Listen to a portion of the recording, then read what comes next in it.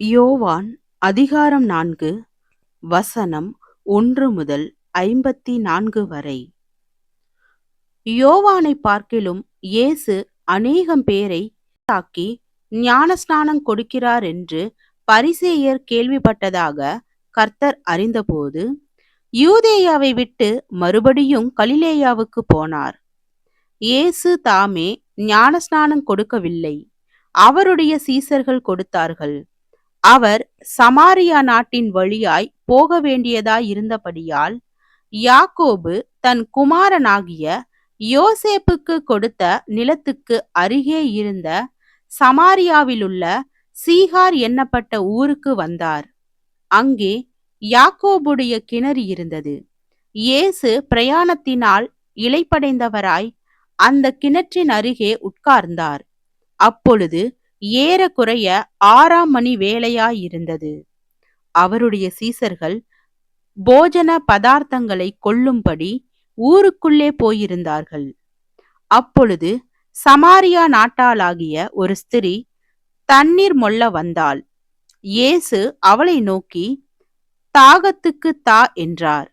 யூதர்கள் சமாரியருடனே சம்பந்த களவாதவர்களானபடியால் சமாரியா ஸ்திரீ அவரை நோக்கி, நீர் யூதனாயிருக்க சமாரியா ஸ்திரீயாகிய என்னிடத்தில் தாகத்துக்கு தா என்று எப்படி கேட்கலாம் என்றாள்.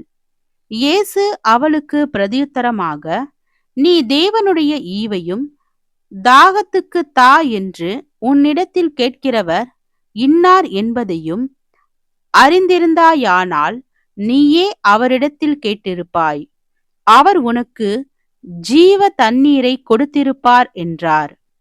அதற்கு அந்த ஸ்திரீ, ஆண்டவரே, மொண்டு கொள்ள உம்மிடத்தில் பாத்திரமில்லையே, கிணறும் ஆழமாயிருக்கிறதே, பின்னை எங்கே இருந்து உமக்கு ஜீவ தண்ணீர் உண்டாகும்? இந்த கிணற்றை எங்களுக்கு தந்த நம்முடைய பிதாவாகிய யாக்கோபை பார்க்கிலும் நீர் பெரியவரோ? அவரும் அவர் பிள்ளைகளும் அவர் மிருக ஜீவன்களும் இதிலே குடித்ததுண்டோ என்றாள். இயேசு அவளுக்கு பிரதியுத்தரமாக, இந்த தண்ணீரை குடிக்கிறவனுக்கு மறுபடியும் தாகம் உண்டாகும். நான் கொடுக்கும் தண்ணீரை குடிக்கிறவனுக்கோ ஒரு காலும் தாகம் உண்டாகாது. நான் அவனுக்கு கொடுக்கும் தண்ணீர் அவனுக்குள்ளே நித்திய ஜீவ காலமாய் ஊறுகிற நீரூற்றாயிருக்கும் என்றார். அந்த ஸ்திரீ அவரை நோக்கி, ஆண்டவரே, எனக்கு தாகம் உண்டாகாமலும் நான் இங்கே மொண்டு கொள்ள வராமலும் இருக்கும்படி அந்த தண்ணீரை எனக்கு தர வேண்டும் என்றாள். இயேசு அவளை நோக்கி, நீ போய் உன் புருஷனை இங்கே அழைத்து கொண்டு வா என்றார். அதற்கு அந்த ஸ்திரீ, எனக்கு புருஷன் இல்லை என்றாள். இயேசு அவளை நோக்கி, எனக்கு புருஷன் இல்லை என்று நீ சொன்னது சரிதான். எப்படியெனில் 5 புருஷர் உனக்கிருந்தார்கள், இப்பொழுது உனக்கிருக்கிறவன் உனக்கு புருஷன் அல்ல. இதை உள்ளபடி சொன்னாய் என்றார்.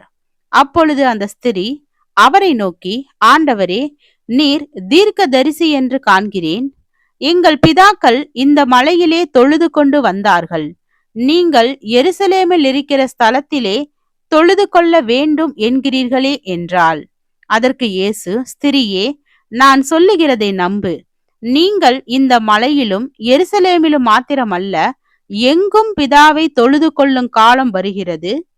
நீங்கள் அறியாததை தொழுது கொள்ளுகிறீர்கள், நாங்கள் அறிந்திருக்கிறதை தொழுது கொள்ளுகிறோம்.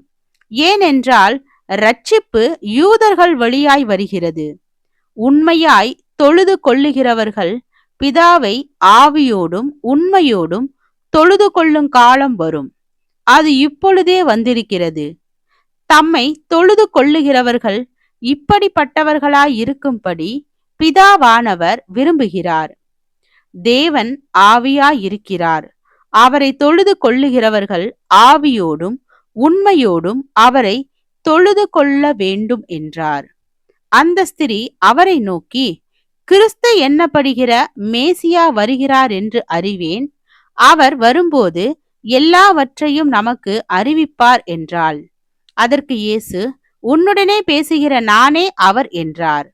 அத்தருணத்தில் அவருடைய சீசர்கள் வந்து அவர் ஸ்திரியுடனே பேசுகிறதை பற்றி ஆச்சரியப்பட்டார்கள். ஆகிலும் என்ன தேடுகிறீர் என்றாவது, ஏன் அவளுடனே பேசுகிறீர் என்றாவது ஒருவனும் கேட்கவில்லை. அப்பொழுது அந்த ஸ்திரீ தன் குடத்தை வைத்துவிட்டு ஊருக்குள்ளே போய் ஜனங்களை நோக்கி, நான் செய்த எல்லாவற்றையும் ஒரு மனுஷன் எனக்கு சொன்னார்.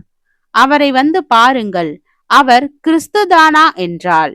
அப்பொழுது அவர்கள் ஊரிலிருந்து புறப்பட்டு அவரிடத்தில் வந்தார்கள். இப்படி நடக்கையில் சீசர்கள் அவரை நோக்கி, ரபி, போஜனம் பண்ணும் என்று வேண்டிக் கொண்டார்கள். அதற்கு அவர், நான் புசிப்பதற்கு நீங்கள் அறியாத ஒரு போஜனம் எனக்கு உண்டு என்றார். அப்பொழுது சீசர்கள் ஒருவரையொருவர் பார்த்து, யாராவது அவருக்கு போஜனம் கொண்டு வந்திருப்பானோ என்றார்கள். இயேசு அவர்களை நோக்கி, நான் என்னை அனுப்பினவருடைய சித்தத்தின்படி செய்து அவருடைய கிரியையை முடிப்பதே என்னுடைய போஜனமாயிருக்கிறது. அறுப்பு காலம் வருகிறதற்கு இன்னும் 4 மாதம் செல்லும் என்று நீங்கள் சொல்லுகிறதில்லையா? இதோ வயல் நிலங்கள் இப்பொழுதே அறுப்புக்கு விளைந்திருக்கிறதென்று உங்கள் கண்களை ஏறெடுத்து பாருங்கள் என்று நான் உங்களுக்கு சொல்லுகிறேன். விதைக்கிறவனும் அறுக்கிறவனும் ஆகிய இருவரும் ஒருமித்து சந்தோஷப்படத்தக்கதாக அறுக்கிறவன் கூலியை வாங்கி நித்திய ஜீவனுக்காக பலனை சேர்த்து கொள்ளுகிறான். விதைக்கிறவன் ஒருவன், அறுக்கிறவன் ஒருவன் என்கிற மெய்யான வழக்கச் சொல் இதனாலே விளங்குகிறது. நீங்கள் பிரயாசப்பட்டு பயிரிடாததை அறுக்க நான் உங்களை அனுப்பினேன். மற்றவர்கள் பிரயாசப்பட்டார்கள், அவர்களுடைய பிரயாசத்தின் பலனை நீங்கள் பெற்றீர்கள் என்றார். நான் செய்த எல்லாவற்றையும் எனக்கு சொன்னார் என்று சாட்சி சொன்ன அந்த ஸ்திரீயினுடைய வார்த்தையின் நிமித்தம் அந்த ஊரிலுள்ள சமாரியரில் அநேகர் அவர் மேல் விசுவாசம் உள்ளவர்களானார்கள். சமாரியர் அவரிடத்தில் வந்து தங்களிடத்தில் தங்க வேண்டுமென்று அவரை வேண்டிக் கொண்டார்கள். அவர் 2 நாள் அங்கே தங்கினார்.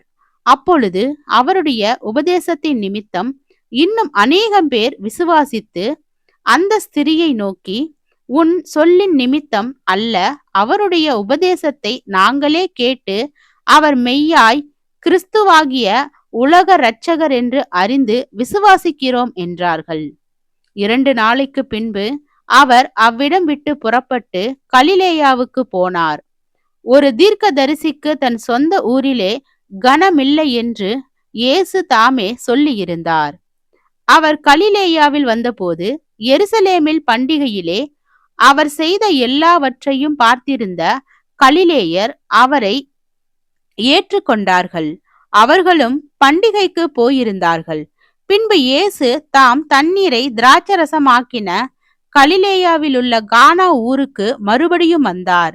அப்பொழுது கப்பர் நகூமிலே ராஜாவின் மனுஷரில் ஒருவனுடைய குமாரன் வியாதியாயிருந்தான். இயேசு யூதேயாவிலிருந்து கலிலேயாவிற்கு வந்தார் என்று அந்த மனுஷன் கேள்விப்பட்ட போது அவரிடத்திற்கு போய் தன் மகன் மரண அவஸ்தையாயிருந்தபடியினாலே அவனை குணமாக்கும் படிக்கு வர வேண்டுமென்று அவரை வேண்டிக் கொண்டான். அப்பொழுது இயேசு அவனை நோக்கி, நீங்கள் அடையாளங்களையும் அற்புதங்களையும் காணாவிட்டால் விசுவாசிக்க மாட்டீர்கள் என்றார். அதற்கு ராஜாவின் மனுஷன், ஆண்டவரே, என் பிள்ளை சாகிறதற்கு முன்னே வரவேண்டும் என்றான். இயேசு அவனை நோக்கி, நீ போகலாம், உன் குமாரன் பிழைத்திருக்கிறான் என்றார். அந்த மனுஷன் இயேசு சொன்ன வார்த்தையை நம்பி போனான். அவன் போகையில் அவனுடைய ஊழியக்காரர் அவனுக்கு எதிர்கொண்டு வந்து, உம்முடைய குமாரன் பிழைத்திருக்கிறான் என்று அறிவித்தார்கள். அப்பொழுது எந்த மணி நேரத்தில் அவனுக்கு குணம் உண்டாயிற்று என்று அவர்களிடத்தில் விசாரித்தான். அவர்கள், நேற்று 7ஆம் மணி நேரத்தில் ஜுரம் அவனை விட்டது என்றார்கள். உன் குமாரன் பிழைத்திருக்கிறான் என்று இயேசு தன்னுடனே சொன்ன மணி நேரம் அதுவே என்று தகப்பன் அறிந்து அவனும் அவன் வீட்டார் அனைவரும் விசுவாசித்தார்கள்.